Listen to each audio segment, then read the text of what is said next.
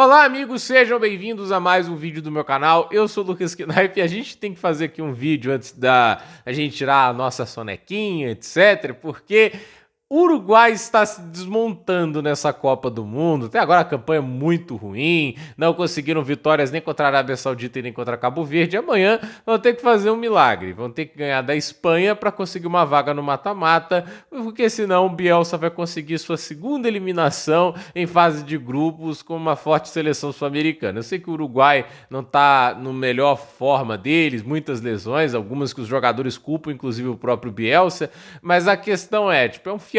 Por mais que o Uruguai não esteja 100% fisicamente, não ganhar de Cabo Verde e Arábia Saudita é um grande fiasco. E a relação do Bielsa com os jogadores, ela está um caos e não é de hoje. Já foi muito criticado anteriormente, nunca dava bom dia aos atletas, etc. Né? Disse que ele era uma pessoa muito grossa e ainda tem essa questão de como ele é um cara inflexível taticamente. E assim, eu gosto de comentar sobre o Marcelo Bielsa, né? Porque não falta hoje, né? Tipo, seja em qualquer transmissão, pessoas puxando o saco do Bielsa como se ele fosse um grande gênio incompreendido do esporte. Tipo, o cara não ganha nada de realmente relevante há muito tempo, né? Tipo, talvez tem que voltar até na década de 90 para você pegar os maiores títulos da carreira do Marcelo Bielsa, que se não me engano é uma carreira de mais de 30 anos de técnico, são apenas 4 títulos.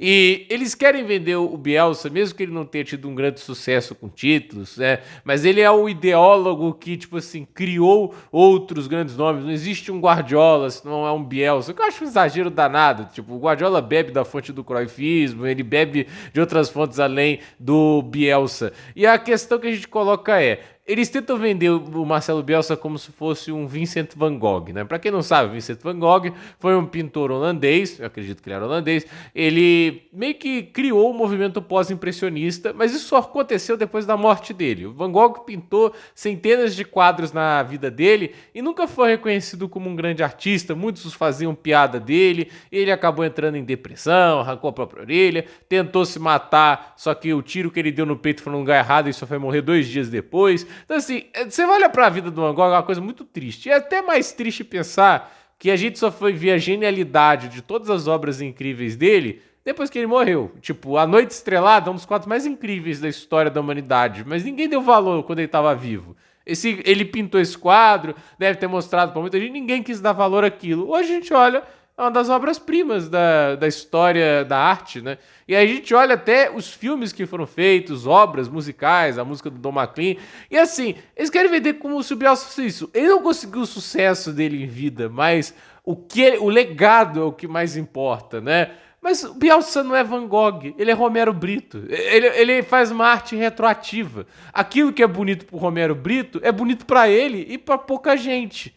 Assim, poucas pessoas vão olhar para aqui e falar: nossa, que coisa linda. Quando ele chegou e pintou a Ferrari dele e fez aquela heresia de pintar uma Ferrari com aquele estilo de arte dele, ao ponto da própria Ferrari ter ameaçado processá-lo, né? Para alguns aquilo poderia ter sido algo genial, para o próprio Romero Brito. Então, assim, eu olho para o Bielsa, eu vejo o Romero Brito nesse aspecto. Ele é retroativo. O que ele faz é para ele. Ele não pensa no resultado, no que é melhor para conseguir as vitórias. Ele pensa no estilo de jogo dele, a maneira dele de ver futebol e acabou. Assim, não adianta ele enfrentar Cabo Verde, enfrentar Arábia Saudita e Espanha, vai fazer exatamente a mesma coisa, as ideias dele, e é isso. E quem não gosta vai ser tirado, né, da equação. E aí a gente entra aqui na notícia, que assim, então, o portal É o Espectador Deportes, ele fala que ele tá enfrentando a rebelião dos jogadores.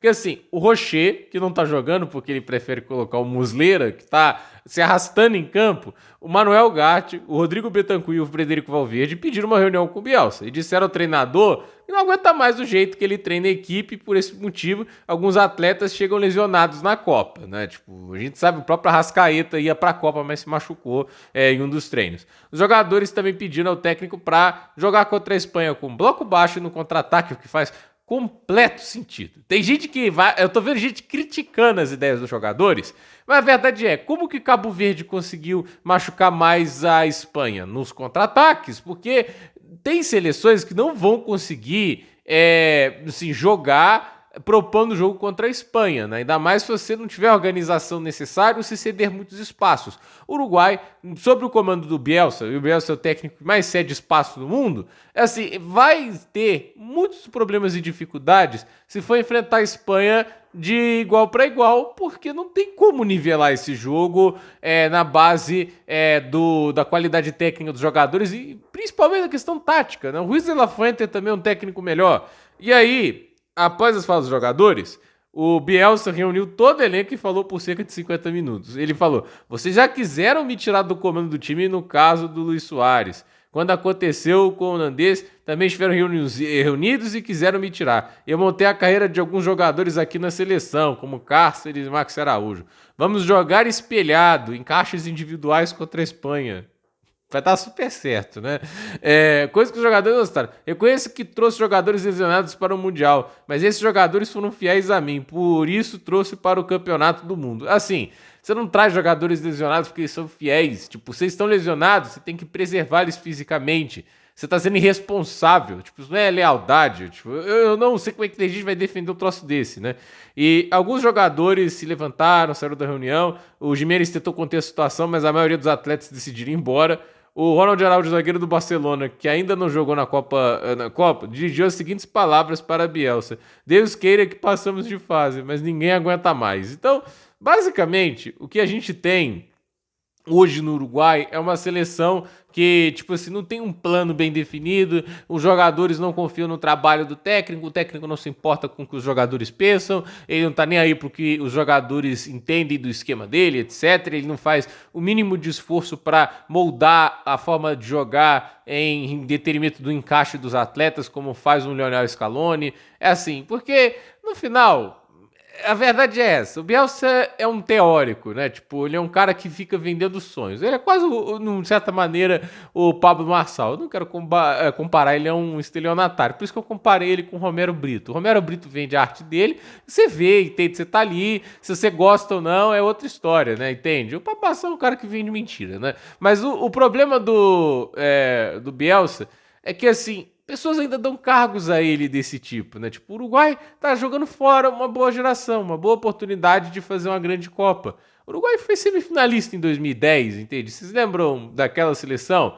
A seleção que tinha lá, obviamente, o Forlan, que jogava pra caramba, né? O Luis Soares no auge, o Godin, né? Eu entendo que aquela seleção era muito boa também, mas a questão é: o Uruguai hoje tem uma seleção decente. A gente viu em 2022 que era uma seleção com potencial. Mas o grande problema tem um técnico ali que não tá preocupado com encaixe, etc.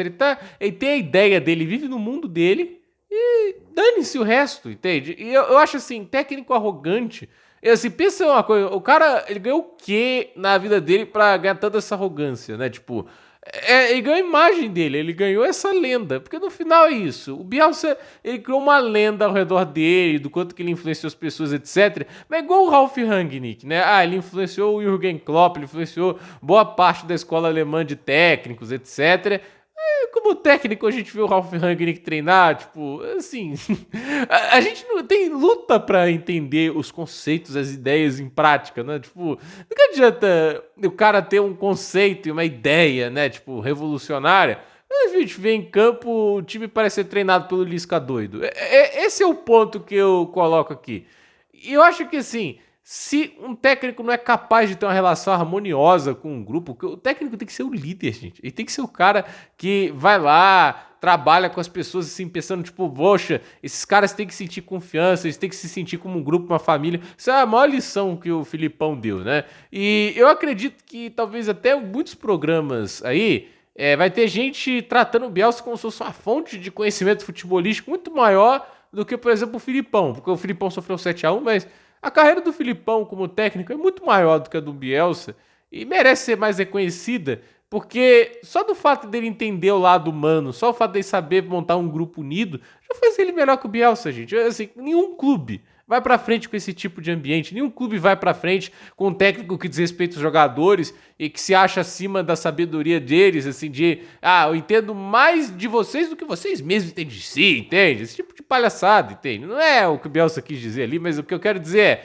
o Bielsa não aceita a sugestão dos jogadores que ele treina, de que, olha, não vai dar certo essas estratégias, suas táticas não estão tendo efetividade, vamos tentar algo diferente. Ele é arrogante demais para aceitar fazer algo diferente do que as próprias convicções. E um técnico que é arrogante demais para sair do pedestal e tentar fazer algo funcionar, nunca vai fazer as coisas darem certo. Essa é a verdade. Então, o Uruguai está em colapso. Essa é a verdade. O Uruguai, infelizmente, uma ótima seleção que no final está colapsada por uma gestão pavorosa de Marcelo Bielsa. Então, gente, por esse vídeo é isso. Dúvida nos comentários, deixe seu like, se inscreva no canal, compartilhe esse vídeo e até o próximo vídeo.